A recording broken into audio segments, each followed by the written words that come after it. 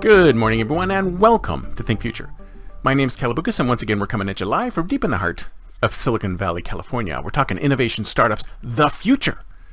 Not necessarily those, and not necessarily in that order. If you're watching on YouTube, smack that subscribe button and hit that bell so you'll be notified when a new show comes online. And if you're listening on your favorite podcast service, please subscribe and please drop a note on Apple Podcasts. I greatly appreciate it. What was I going to talk about today? Oh, yeah.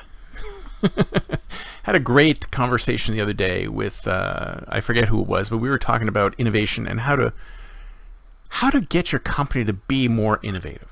And this is like an age-old problem because, as I've said many times before, people fear change. And most organizations are made up of people, unless there's some DAOs out there that I don't know of who are watching the show. Organizations are made up of people. And people fear change. People do not embrace change. There's a few people who embrace change, like you and I, the innovators. We embrace change. But there's plenty of people out there who do not embrace change. They have a tough time with change.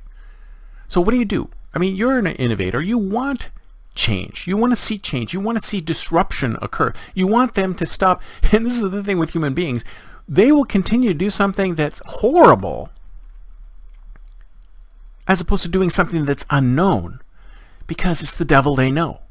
They would rather keep doing something horrible over and over and over again instead of doing something else which might be great.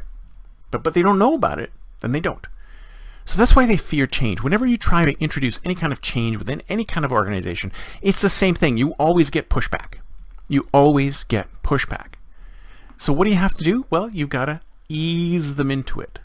That's really the only way. Because, like I said before, your default situation, no matter where you are, whenever you come across any individuals, no matter who they are, and a lot of times if you're a consultant, you're a contractor, you're a new employee, you come into an organization, you're probably going to come in guns blazing going, I want to make some changes. And you get immediate pushback. And you know why you get immediate pushback? Because people fear change.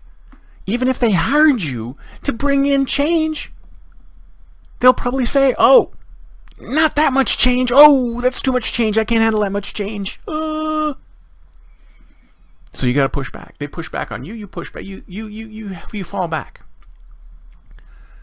So what's your new strategy? Well, you got to ease them into it.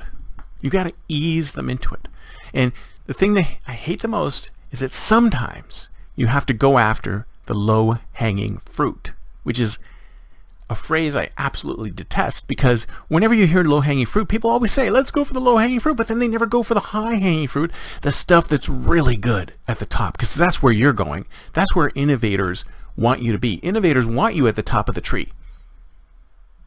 Who wants to go to the bottom of the tree? Everybody's at the bottom of the tree. Time to hit the top.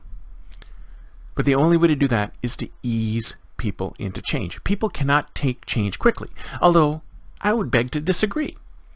I would say that a lot of times if you do want to change things, the best way to do it is to do it fast. It's like ripping off the Band-Aid.